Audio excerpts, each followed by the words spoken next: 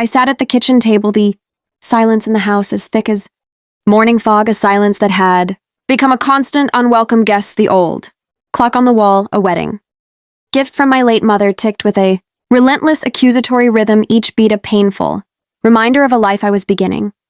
To suspect was a beautiful, meticulously crafted lie. My husband, Victor, had just returned from one of his countless business dinners. He looked not merely exhausted but haunted, as if he carried the weight of a secret too heavy to bear. His face was a map of fatigue and guilt, lines etched around his eyes and mouth that had never been there before. He tossed his jacket on the sofa with a weariness that felt performative, loosened his tie as if it were a noose.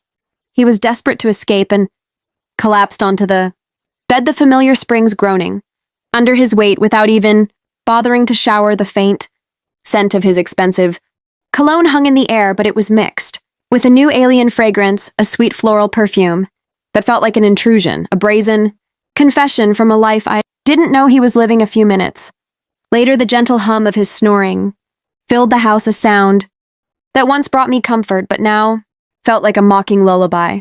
A lullaby. For a fool, I got up, moving with the quiet, practiced grace of a wife of 40 years, and began to tidy up the mess he'd left in the living room. His jacket, his wallet, his cell phone, his old laptop. The phone screen was still on, a new email glowing like a sinister omen. I frowned. Victor never used email. He always said, "Sophia, all this tech stuff is too complicated. I'd rather just make a call." But now an email, it was right there in plain sight, a digital ghost from a life I didn't know he was leading out of a morbid curiosity that felt both wrong and necessary. I opened it. The message was short, a mere handful of words that would shatter my world. "You were incredible tonight, Dad." It was followed by a red heart, a symbol of affection that pierced my own heart with a cold, sharp ache. I froze as if someone had slapped me. The digital world, a cruel mirror, reflecting a truth I was too terrified to see. Dad, the word echoed in my mind. Who was calling him that, and in such an intimate, affectionate tone? I swiped down, my thumb trembling, looking for more clues, but there was nothing, just a strange email address, a jumble of meaningless characters that offered no answers, only more questions. A shiver ran through me, not from cold, but from a profound, bone-deep fear. It felt like a cold wind coming in through a crack in the door of my life, revealing a secret chamber I never knew existed. I glanced at the bedroom and saw Victor turn over with a sputtering snore, his face still and peaceful, a stark and infuriating contrast to the storm raging inside me. My heart pounded like a thief's, a frantic, guilty beat. I quickly put the phone back, my hands shaking so much I almost dropped it. I continued cleaning up, my movements now mechanical, robotic. I gathered his dirty clothes to take to the laundry. As I checked his pant pockets, I felt a folded piece of paper, crisp and new. It was a receipt from a fancy steakhouse in Houston, dated that very night. I frowned.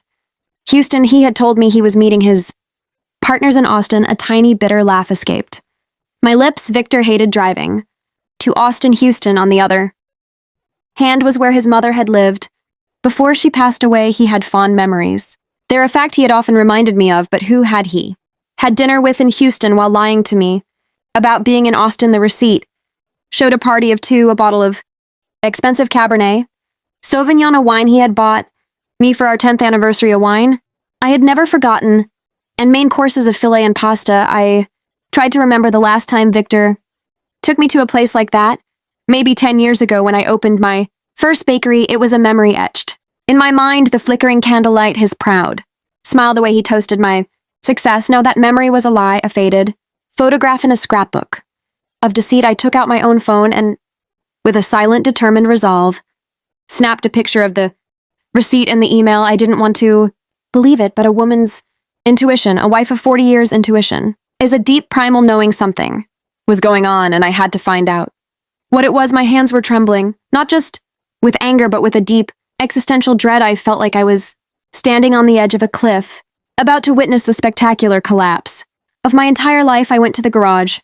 Victor's old SUV was still warm, the air thick with the smell of gasoline, and that faint, sweet perfume from his clothes. I opened the door, a small, cold dread gripping my stomach. I turned on my flashlight and checked every corner of the driver's seat. There was nothing out of the ordinary, just some loose change and an empty water bottle. But as I reached Into the passenger side glove box, my fingers brushed against something plastic and slippery. I pulled it out and my heart almost stopped. A tube of used personal lubricant with dried residue on the cap, a sticky, damning piece of evidence. I stood there in the dark garage, staring at it as if it were a dirty secret, a tangible manifestation of my worst fears. Victor and I hadn't been intimate in years. He always said he was tired. That age had sapped his desire. So what was this lubricant for the, question echoed in my mind, each syllable a hammer. Blow to my fragile reality. I felt paralyzed but kept a clear head, a survival instinct kicking in. I put it back exactly where I'd found it. I wiped my hands with a napkin, scrubbing them raw as if I were afraid the betrayal would leave a permanent mark on my skin. I continued searching, this time more carefully, more methodically. Under the back seat, I found some crumpled napkins soaked in a sweet floral perfume that wasn't a man's and wasn't my soft, familiar rose fragrance. The scent was alien, defiant, a loud, vulgar shout of infidelity. In the quiet sanctuary of our garage, I took photos of everything, this lubricant, the napkins, as if I could capture the scent. In an image, I closed the car and went back inside, the weight of the evidence pressing down on me, heavier than any flour sack I had ever lifted. I sat at the kitchen table, my hands trembling uncontrollably as I picked up Victor's phone again. By this point, I was almost certain he was cheating on me. I checked his messages, but there were only work chats. Cold and dry like a desert landscape, his inbox was empty except for that one strange email. I checked the sent and draft folders, nothing. Everything was too clean, too perfect, suspiciously so, as if he had erased every trace of his deception. A master of lies, I thought. Bitterly, my rage was now a cold, hard stone in my chest, and a new, more dangerous emotion began to stir within me, a desire for truth, a need to expose the lie no matter the cost. The next morning, just as the sun rose and the soft light filtered through the window curtains, I was already awake, a ghost in my own house. The image of the lubricant, the restaurant receipt, and that email wouldn't stop swirling in my head, a venomous carousel of doubt. I stood in the kitchen, my hands busy, but my mind a frantic whirlwind. I made a simple breakfast, 2 fried eggs, some toast, and a cup of the strong black coffee Victor liked. I had barely slept all night. Victor came down looking tired, his hair a mess and his eyes still groggy. He sat at the table, grabbed his coffee cup, took a sip, and set it down half full. I have an important meeting today, he said in a husky voice, a rehearsed line he'd used countless times before. Without looking me in the eye, I'm sure I'll be home late. He was so good at this, I thought. The easy lies, the casual tone, it made my blood run cold. I nodded with a strained smile, though. All I wanted to do was scream, "Where is the meeting? With whom?" In Houston again, but I held back my rage, a silent fire, and simply replied, "All right, be." Carefully got up, gave me a light pat on the shoulder, a gesture that felt more like an afterthought than a sign of affection, and left. The door closed, leaving the kitchen in silence and me with a suspicion that was growing into a monstrous certainty. I cleared the table and washed the dishes one by one, the rhythm of the task a small anchor in the storm of my emotions. I couldn't just sit there inventing theories. I needed the truth, hard evidence. I picked up my phone and looked for the number for Mrs. Thompson, a friend from years ago who had helped me so much when I first opened the bakery. She had once told me about a good private investigator who specialized in infidelity cases. Sophia, if you ever need it, I can give you Alex's number. She had said he's very discreet and reliable. I never thought I would need to call him, but now I had no other choice. I dialed her number, my voice trembling, each ring a drumbeat of my mounting anxiety. "Hello, Mrs. Thompson. Can you help me get in touch with Alex? I need him." She was silent for a few seconds, a pause that spoke volumes before answering. "Sophia, what's going on? Did Victor do something?" I sighed, not wanting to get into the details over the phone, my pride bruised and raw. "I just need to know the truth. Can you help me, Mrs. Thompson?" A woman of few words but profound. Intuition agreed immediately, and just an hour later I received a message from Alex asking me to meet him at noon at a small cafe downtown. "Mrs. Anderson, please don't worry, I will help you," he wrote. The message was short, but it was enough to give me a little relief, a lifeline in a sea of deceit. At noon, I went to the cafe, a tiny place with worn wooden tables and the aroma of roasted coffee filling the air, a scent that usually comforted me but now felt strangely foreign. I chose a secluded corner where no one would notice me, a Shadow in a room full of light, Alex? Walked in a middle-aged man, short and stocky, with a simple, light blue shirt and philosophical eyes that seemed to read everything to see through the surface of things. I handed him a flash drive with the photos I had taken the night before, the strange email, the restaurant receipt, the lubricant tube, and some napkins. This is all I have. I said, my voice shaky. I'm not sure, but I think my husband is cheating on me. The words tasted like ash. Alex nodded, reviewing each image. On his phone, his face impassive, a professional facade hiding whatever thoughts he had. He carefully made notes. In a small notebook, Mrs. Anderson, I understand. I'll start following Mr. Anderson this afternoon. Don't worry, I'll let you know as soon as possible. I looked at him, trying to hold back the tears that were burning my eyes. Thank you, I said softly. I just want to know the truth, whatever it may be. Alex nodded with a compassionate look, a flicker of understanding in his eyes. I'll do my best. Go home and don't do anything to arouse suspicion. I left the cafe and walked through the crowd, but I felt a loneliness I had never experienced before. 40 years of marriage, a lifetime built on a foundation of trust that was now crumbling beneath my feet. I had put all my trust in Victor. I always believed he was a family man, someone who would be with me through any difficulty. He was my rock, my anchor, and now here I was, hiring a stranger to follow my own husband. The irony was a bitter pill to swallow. I felt like I was in a bad movie, a character in a drama I never auditioned for. That night, as I sat in the bakery, the familiar scent of yeast and flour, a constant, soothing presence, going over delivery invoices. My phone vibrated, a message from Mr. Alex. I opened it, my heart pounding a mile a minute, the blood roaring in my ears. It was a photo of Victor in the light blue shirt he often wore, entering a fancy restaurant, holding hands with a woman. I zoomed in on the image and my heart stopped. It was Brittany, my daughter-in-law.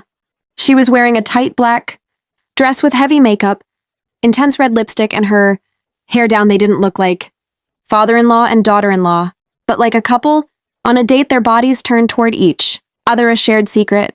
Between them, I sank into my chair, my hand trembling as I held the phone. Brittany. How was this possible? At family gatherings, she and Victor always acted distant, barely speaking to each other. I now realized it was a masterful act, a performance for my benefit. Mr. Alex sent more photos, and one they were sitting in a secluded corner, the table decorated with candles and flowers. Brittany was leaning toward him, smiling, and Victor was toasting her glass.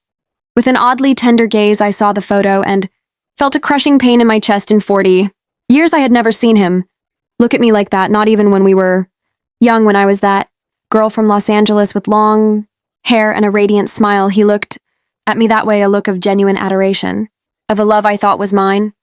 Now it was hers. In the middle of the night, a video arrived from Mr. Alex. The clock on the wall read 2 a.m. I put on my headphones, a desperate attempt to keep the secret contained and pressed play. My hands so shaky I almost dropped the phone in the video.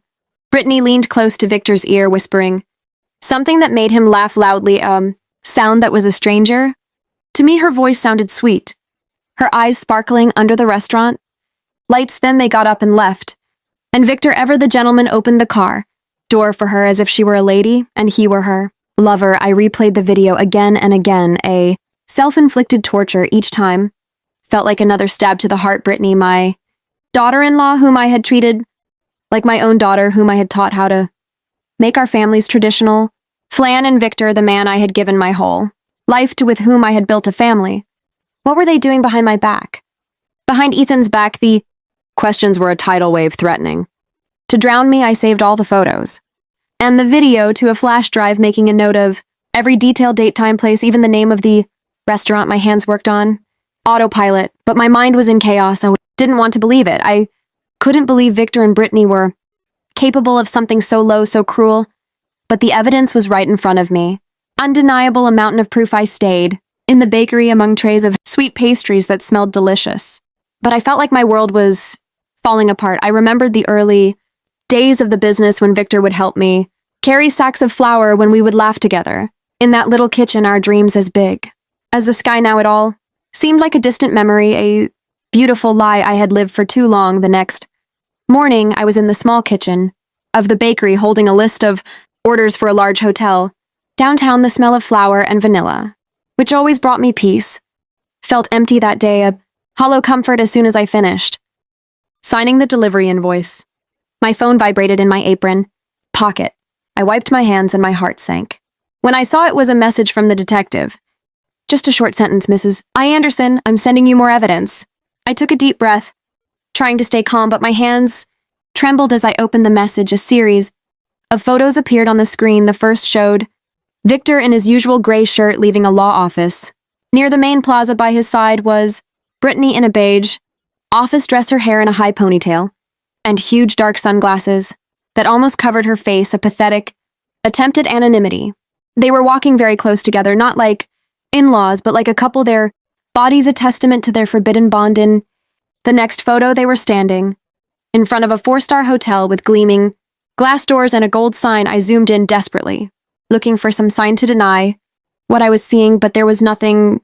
They looked too natural, too comfortable together, a part of a world I was not a part of. Then came a short video from Mr. Alex. I pressed play and my heart pounded so hard I thought it would burst, a frantic drum against my ribs. The shot was from a distance, but it was clear enough to see Victor and Brittany on the 3rd floor balcony of the hotel. His arm was around her waist, and she was resting her head on his shoulder, her long hair moving softly in the wind, and then like a stab, I saw them share a quick kiss without trying to hide. It was a brief kiss, but it was enough to burn away the last spark of hope I had left. I replayed the video frame by frame, each image digging deeper into my soul, a slow, agonizing descent into hell. The room curtain opened slightly, and Brittany came out, running to hug Victor, her face lit up with happiness as if she were a young girl in love. I slumped into the chair, clutching the edge of the table to keep from falling apart. Mr. Alex wrote. They also rented the room for the afternoon. It looks like they're staying the night. I'll keep an eye on them. I read the message over and over, my throat tight as if I were being strangled. Just a few hours earlier, Victor had written to me, Sophia, I won't be home tonight. I have to meet a potential partner from out of town. Get some rest. The tone was sweet and caring, just as it had been for years, but now I knew it was all a lie, a well-constructed lie. A potential partner from out of town. He wasn't out of town. He was here in a 4-star hotel with our own daughter-in-law. I opened my portable hard drive and carefully saved every photo and every video. Each time I hit save, I looked at the image as if to make sure I wasn't dreaming in the video. Victor's gaze toward Brittany was so tender. The way he caressed her hair reminded me of the way he used to do it with me more than 30 years ago. We were young, and I believed our love would last forever, a promise whispered under a starry Los Angeles sky. Now seeing this, all I saw was lies and blatant betrayal. I remembered family gatherings, everyone sitting around the table, a tableau of our perfect family. Brittany always sat far away from Victor sometimes. She even looked at him with disgust. Ethan would joke, Mom, I think Brittany can't stand Dad. She avoids him like the plague. I believed it too. I thought they just didn't get along, that she was just trying to fit into the family, but now I understood it had all been a farce, a carefully choreographed dance of deception.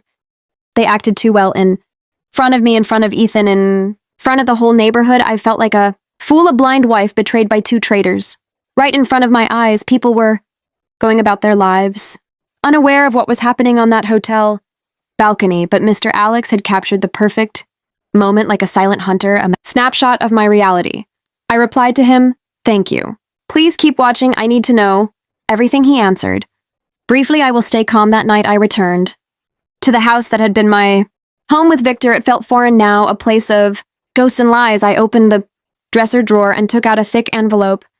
My hands moving with a grim determination, I printed all the evidence, photos of Victor and Brittany leaving the lawyer's office, photos of them entering the hotel, photos of them on the balcony, and every frame of the video I carefully arranged. Then sealed the envelope and hid it at the bottom of the drawer under old family photos. I looked at a photo of the 4 of us, Victor, Brittany, Ethan, and me at Ethan's birthday party a few years ago. Brittany was smiling, hugging Ethan tightly, while Victor stood beside me with his arm on my shoulder, looking proud. Now looking at it, all I wanted was to rip it to pieces, to tear the image of their smiling faces from my life. The next morning, just before dawn, I heard the front door open. Slowly, Victor staggered in, smelling of alcohol. The partner was too difficult, Sophia, he complained. In a raspy voice, his eyes red as if he'd been up all night. I had to drink a lot. I'm dead.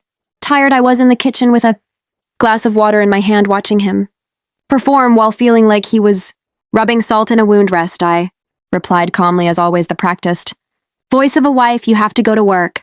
Tomorrow, he nodded, gave me a pat on the shoulder as if nothing had happened, and dragged himself to the bedroom. Minutes later, he was snoring peacefully as if he'd never cheated on me, as if he'd never gone to a hotel with our own daughter-in-law. When I was sure Victor was asleep, my phone vibrated.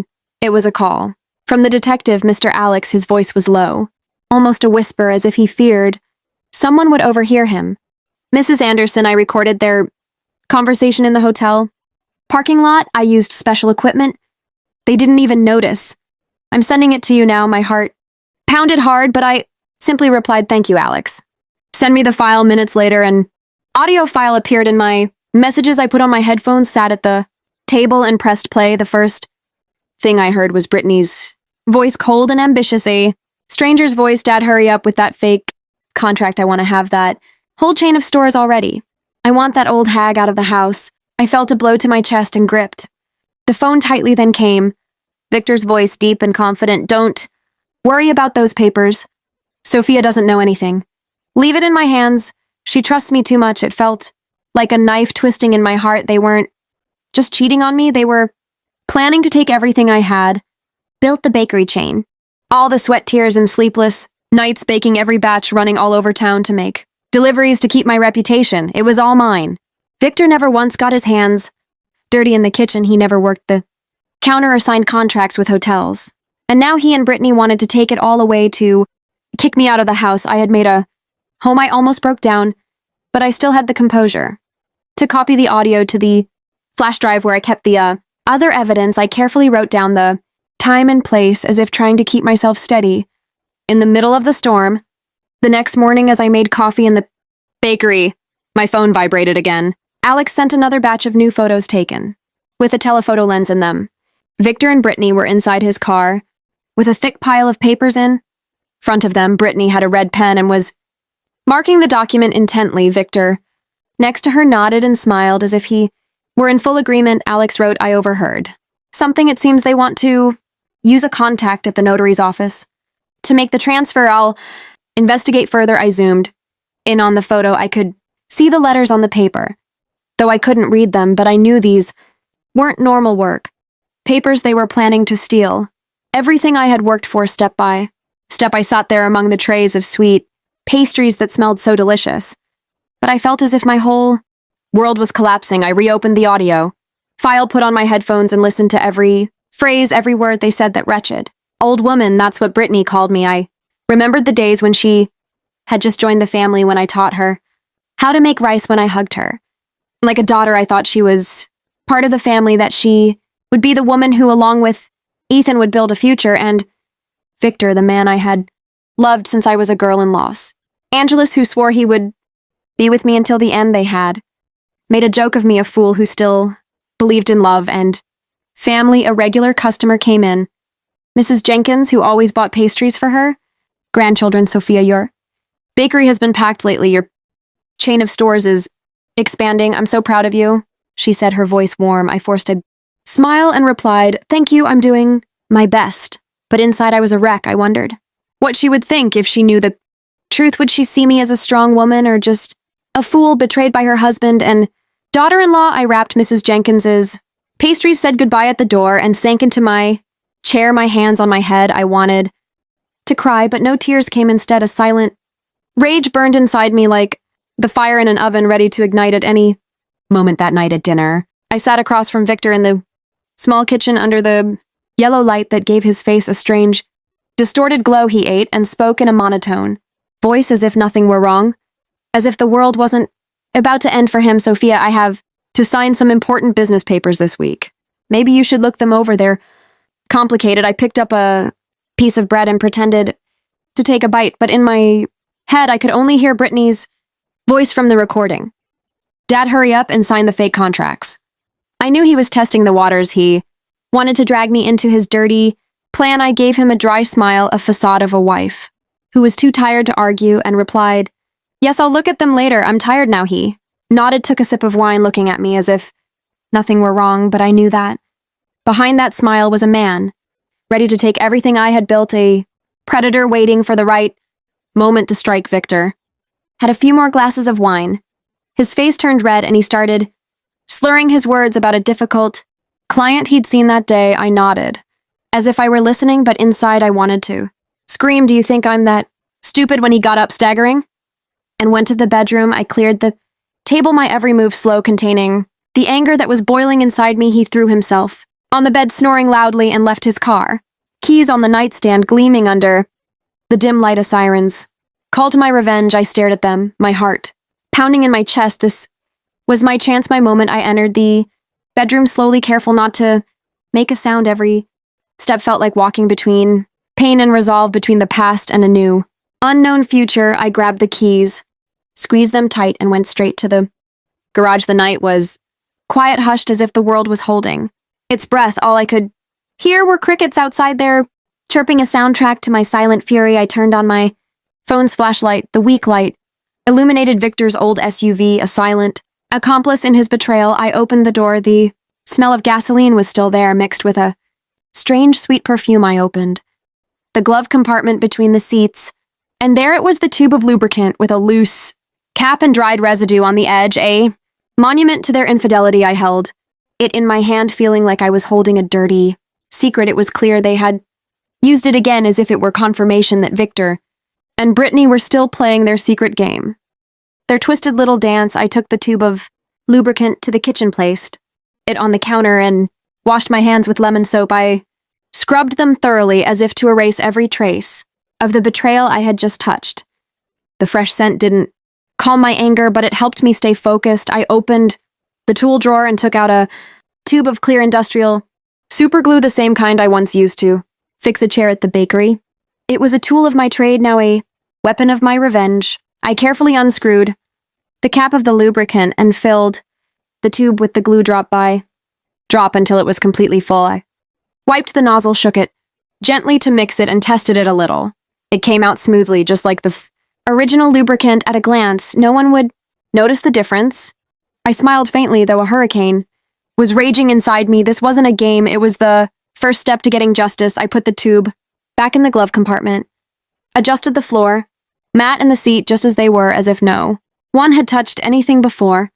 Closing the car, I opened the trunk to check. There were only crumpled bags, an empty water bottle, and an unused condom lying in a corner. My heart skipped a beat, but I wasn't surprised anymore. I took pictures with my phone, adding them to the growing collection of evidence. Each image was another piece, a reminder that I couldn't let Victor and Brittany get away with their lies. Back in the house, I put the keys back in their place next to Victor's alarm clock. I grabbed an old book and sat on the living room sofa, pretending to read.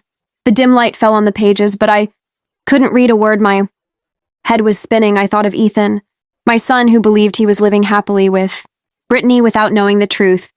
How could I tell him that his wife and his own father were betraying us? I thought of the bakery chain, of the 40 years of work and sleepless nights, of all the fights with Victor to defend my dream. He never really understood it, but I trusted that he supported me now. I knew he was just waiting for the right moment to take everything.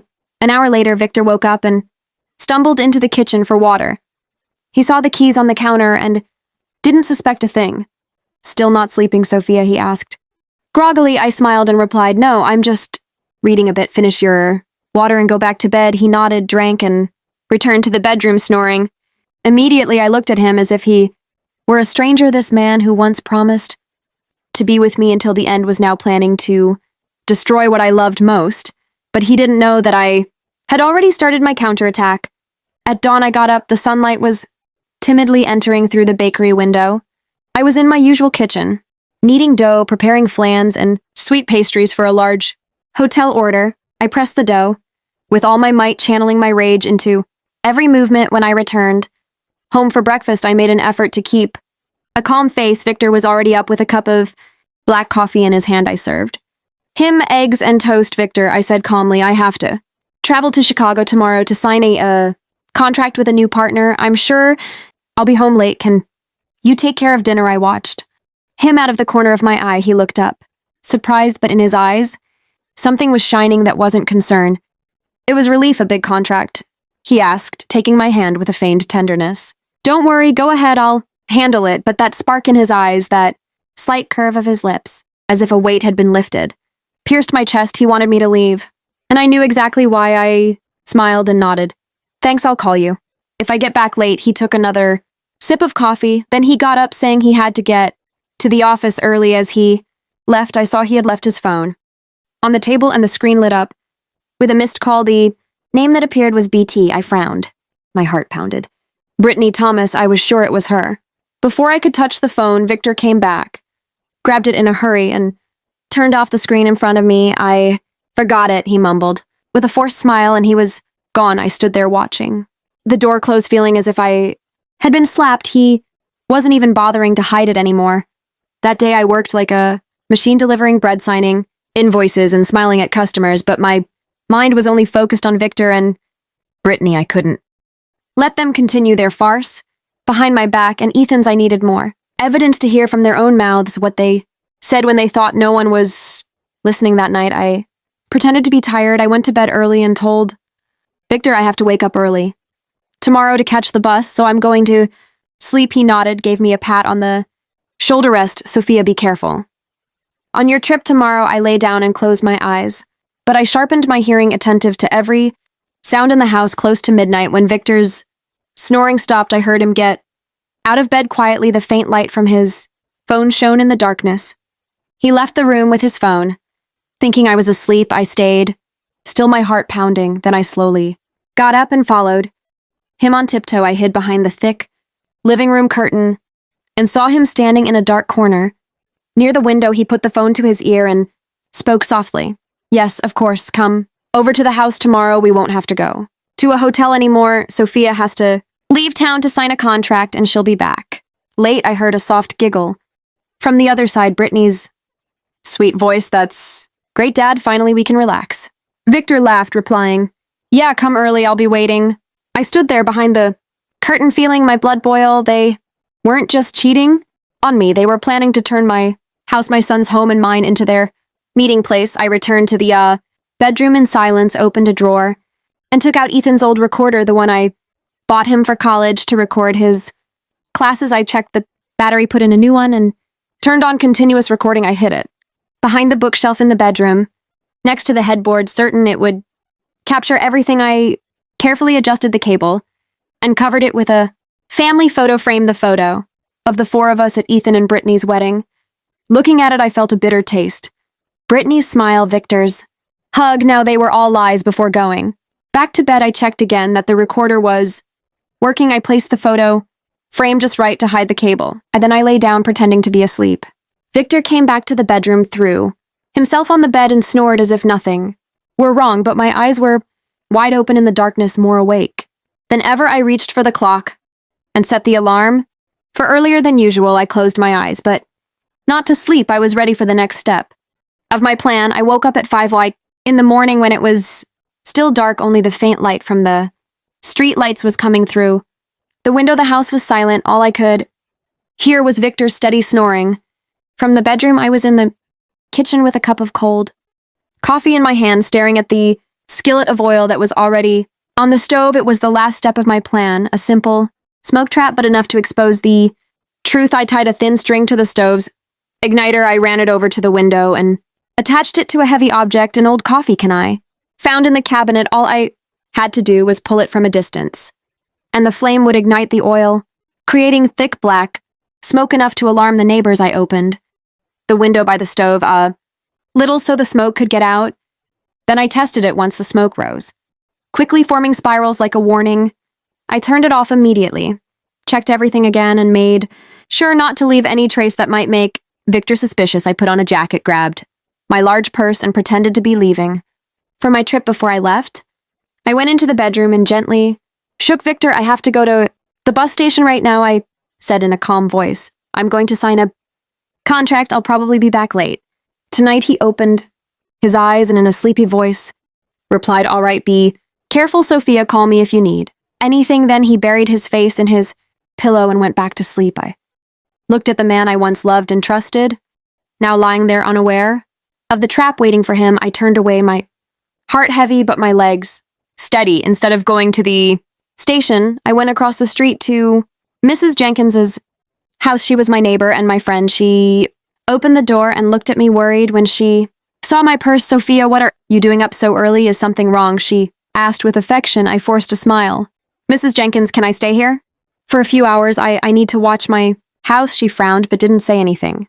Else she poured me a hot cup of coffee and gave me a chair by the window. From there, I could see the entrance to my house where Victor and Brittany would enter and where the truth would be revealed. Around 10, a taxi pulled up in front of the house. Brittany got out wearing a light floral dress and dark sunglasses, as if she were afraid someone would recognize her. Victor opened the door, looked around in a hurry, and quickly ushered her inside. I gripped my coffee cup tightly, my heart pounding in my chest. It's time, I murmured, and turned on the app on my phone connected to the hidden recorder I had left in the bedroom. The sound started coming through my headphones. Brittany's laughter, the clinking of glasses, heavy footsteps. Then I heard Victor's deep voice. All right, we don't have to hide in a hotel anymore, Brittany laughed. You really know how to pick your moments. The old hag is gone, right? I bit my lips, holding back the rage as I listened to her call me the old hag with so much contempt. Then the bed started to creak, along with other sounds I didn't want to keep listening to. I closed my eyes, took a deep breath, and told myself just a little longer. Sophia, just a little longer. A few minutes later, suddenly Brittany screamed, "What the hell is this? We're stuck." Her voice was filled with panic, almost sobbing. Victor growled, "Shut up, wait. Let me see." I smiled. I barely touched my phone and activated the smoke trap remotely. The string pulled hard. The stove ignited. The skillet of oil caught fire. Black smoke billowed out of the kitchen window in thick spirals spreading outside. Like an alarm signal, Mrs. Jenkins gasped. She looked out the window. "Sophia, your house is on fire." I pretended to be scared, but inside I felt strangely calm. Neighbors started coming out into their yards, shouting, "Sophia's house is on fire. Call the firefighters." A man nearby, Mr. Thompson, quickly took out his phone and called the city fire department. I stayed there holding my coffee cup tightly, my eyes fixed on my house. Everything was going according to plan. In my headphones, Brittany's voice sounded more and more desperate. "Victor, do something. I can't move." Victor's voice roared, "Don't scream." I'm trying, but I knew they couldn't do anything. The industrial superglue I had swapped was already at work, leaving them trapped at their most humiliating moment. I imagined them struggling, scared, and a part of me felt satisfied. Not because I was cruel, but because they had pushed me to this. They wanted to take my bakery, my family, even my honor. Now I would make them pay. I looked out the window. The smoke continued to rise, getting thicker. The neighbors were crowding together, yelling in a panic. "What's going on?" someone asked. "Where's Sophia?" "She went out of town for work." "That's what I heard," another replied.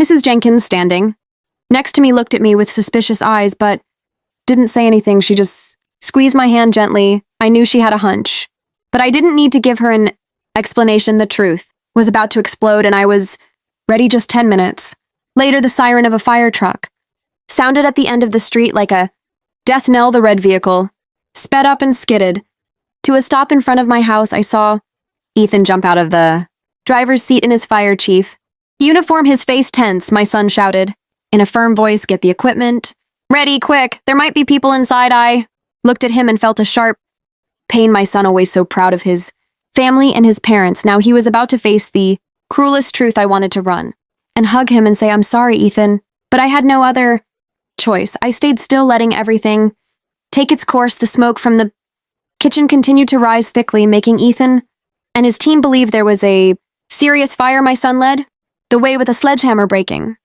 down the front door. The sound of splintering wood echoed in the air. His teammates followed him with hoses and extinguishers. I listened to the commotion coming from the bedroom. Victor's desperate shouts mixed with Brittany's sobs. "Do something, Victor. I can't move." Victor growled, "Shut up. Don't scream." I bit my lip, squeezing the phone where the app was still transmitting the audio from the hidden microphone. They were trapped, helpless, just as I had calculated. Ethan entered the bedroom, and I could imagine what he found: his own father and his wife naked, stuck to each other on the bed, their faces pale with pain and panic. I wasn't there, but through my headphones I heard Ethan's voice falter. What is this? A Firefighter behind him murmured in surprise, "Oh my God," another couldn't hold back, and let out a nervous laugh, but Ethan immediately shouted, "Silence," I knew that cry. Wasn't just to maintain order, but my son's last attempt to hide his pain, the humiliation, was now exposed not just to Ethan, but to the entire fire team. And the whole neighborhood, firefighter ran out and told Ethan, "Chief, the smoke is under control. It was just a small oil fire, nothing serious," but Ethan didn't reply. I figured the young man was still in the bedroom, frozen by what he was seeing. The neighbors started to arrive, crowding in front of the door, pointing and whispering what's happening. "It's Victor and his daughter-in-law," a woman shouted, her voice full of amazement. "Oh my God, how could this have happened?" Another chimed in, Mrs. Jenkins, standing next to me, took out her phone and silently started recording, moving the camera closer to Victor and Brittany, who were writhing in bed, their faces contorted. With pain, she looked at me with eyes full of pity and anger. "Sophia, you knew about this, didn't you?" I didn't answer. I just nodded softly without taking my eyes off the window. Ethan came out of the bedroom. I heard the thud of his boots on the hardwood floor. Through the headset, I heard Victor shout in a raspy voice, "Get everyone out of here! Close the door, Ethan." But it was too late. The whole neighborhood was gathered, their faces showing disdain, their whispers sounding like a chorus of shame. Father-in-law and daughter-in-law, caught in the act. Unbelievable. A man exclaimed, "Poor Sophia, how did it come to this?" Another sighed. The firefighters, after a moment of hesitation, had to act. They wrapped sheets around Victor and Brittany, trying to cover their stuck-together bodies, and carried them out on stretchers. I could hear Brittany's broken sobs mixed with her groans of pain. "Please do something, I can't stand it anymore," Victor just mumbled weakly. "Don't let anyone see us." But the whole neighborhood had already seen. There were looks of revulsion, mocking laughs, and shakes of disappointed heads. They were carried out, wrapped in a thin sheet amidst the growing murmurs. What a disgrace. Father-in-law and daughter-in-law.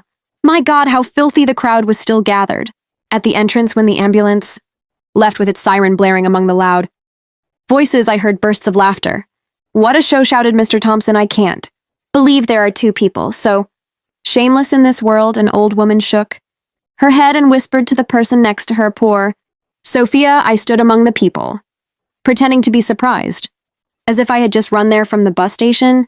Ethan stood motionless in the yard, his arms hanging, his face pale as a ghost. His teammates avoided looking at him and quietly gathered their tools. I knew that Ethan wasn't just shocked to see his father and his wife stuck together in bed, but by the double betrayal of the two people he loved most. I wanted to run and hug him to tell him I was sorry for letting him see something like that, but I held back and walked behind Mrs. Jenkins, who silently accompanied me to the hospital. We sat in the third floor hallway waiting while I maintained the concerned juror look of a wife who had just found out her house had been on fire hours later. A doctor came out, sweat on his forehead. He looked at me and spoke in a low voice.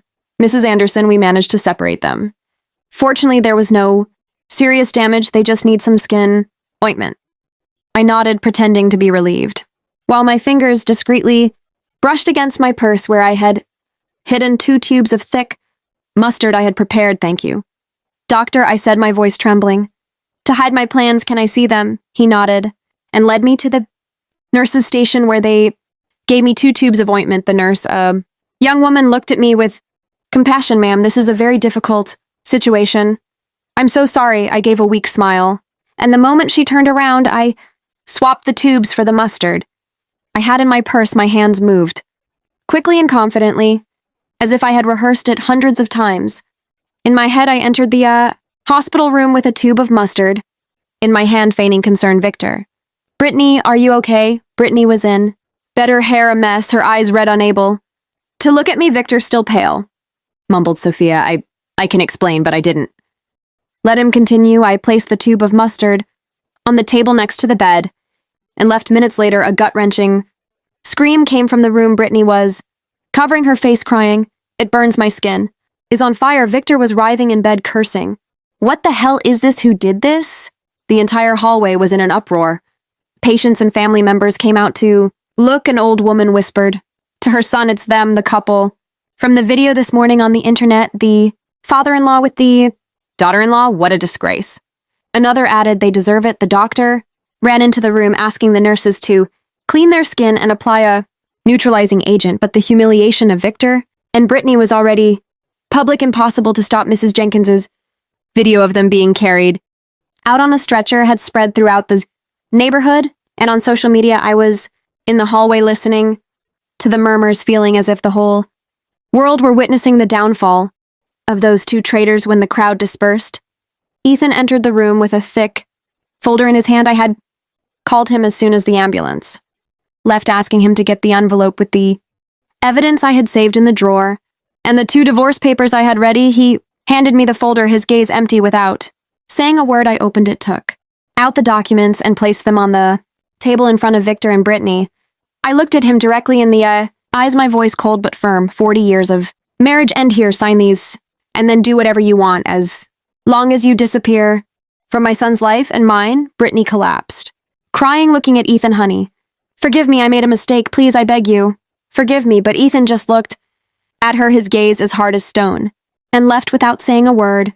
Victor tried to grab my hand, his voice trembling. Sophia, listen to me. I didn't want this. I pulled away, cutting him off. Don't say anything else, Victor. You chose this path, he yelled desperately. Sophia, please. But the nurse came in and warned, be quiet. This is a hospital. I turned and walked away without looking back. In the hallway, I saw Ethan leaning against the wall, his head in his hands. I walked over and put my hand on his shoulder, but he didn't lift his face. Mom, he whispered, his voice broken. Why did it have to be Dad? Why her? I didn't answer. I just hugged him tightly, sharing his pain with my own in that moment. I knew that Victor and Brittany had lost everything, their honor, their marriage, even their dirty plan, but Ethan and I had also lost a family. I only hoped that with time we would find peace. A few weeks after the scandal, my bakery was busier than ever. The little bell on the door wouldn't stop ringing. Customers came in and out with smiles and compliments. Sophia, you are so strong, Mrs. Jenkins said, holding a bag of freshly baked flan. The whole neighborhood is proud of you for how you defended your family business amidst all that filth. I smiled and thanked her. People supported me. They called me a strong woman, but only I knew that strength came from the broken pieces of my heart. Every time I looked at the oven where I had worked with sweat and tears for 40 years, I remembered Victor and Brittany, who wanted to take everything from me but failed, and I'm still here with my bakery, with Ethan, and with a new life. Ethan moved in with me right after that day. He didn't talk much about what had happened, but I noticed the change. He wasn't the cheerful, always laughing Ethan he used to be. His eyes now looked deep, as if they carried a wound that wouldn't heal. Mom, I want to stay here for a while, he told me the first night as he came in with his suitcase. I'm going to help you run the bakery, talk to clients, whatever you need. I hugged him. I felt the warmth of the son I had raised and just nodded without asking anything. I knew Ethan needed time, and so did I. Every morning we opened the bakery. Together I prepared the oven and arranged the trays, and Ethan reviewed invoices and called hotels and restaurants. Mom, the Grand Hotel wants to increase their sweet pastry order for next week, he called out to me from the cash register, his voice calm but without its usual brightness. All right, I replied. Confirm the order. I'll prepare more dough. These simple moments gave me a peace I hadn't felt in years. There were no more fake looks from Victor, no more sweet and calculating voice from Brittany. It was just Ethan and me, taking care of what we still had. Dinners were just the two of us. Now we sat face to face in the small kitchen, eating simple meals, sometimes rice with beans and chicken, sometimes just bread with coffee. Mom, can you make me some flan this weekend? He asked me one night with a faint smile, the first I had seen since the scandal. All right, I replied, relieved, but you have to help me stir the caramel. He nodded, and in that moment I felt that we were slowly but surely recovering. I started making time for myself, something I almost never did in 40 years. I joined a cooking club at the community center where women my age shared recipes and told their stories. Sophia, you make the best flan in the neighborhood, a woman told me, laughing when I brought a tray. I replied, smiling, it's a little trick I learned back in Los Angeles. I also started going to church on weekends. I would sit in silence with the light of the stained glass windows on my face and pray not for Victor or Brittany, but for Ethan, for myself, so that we would find the strength to move forward. Sometimes I would go for walks with Mrs. Jenkins, in the town square listening to her talk about neighborhood gossip, you know. Sophia, she would say, her eyes shining. Everyone is still talking about Victor and Brittany, but they say, "You're the one who won." I just smiled without answering. I won, maybe. But the price was losing my whole family. Ethan also started to change. He became less quiet and began telling me about his work as a firefighter. We put out a fire at the market. Yesterday, he told me one night as we ate dinner, it was really dangerous. Mom, but luckily no one got hurt. I listened. To him, my heart filled with pride. "Please be careful," I said, my voice trembling. "You're all I have left." Ethan looked at me with tenderness. "Don't worry, Mom. I'll never leave you."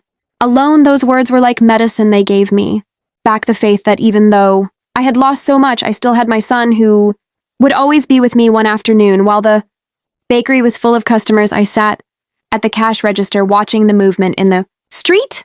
The bell on the door rang. Nonstop, the smell of sweet bread filled the air. I looked at the trays of flan and pastries and thought about the entire journey I had built this bakery. With my own hands, from a girl in Los Angeles to a woman who knew how to endure. Victor and Brittany wanted to take everything from me but failed. I kept my bakery. I kept Ethan, and most importantly, I kept myself.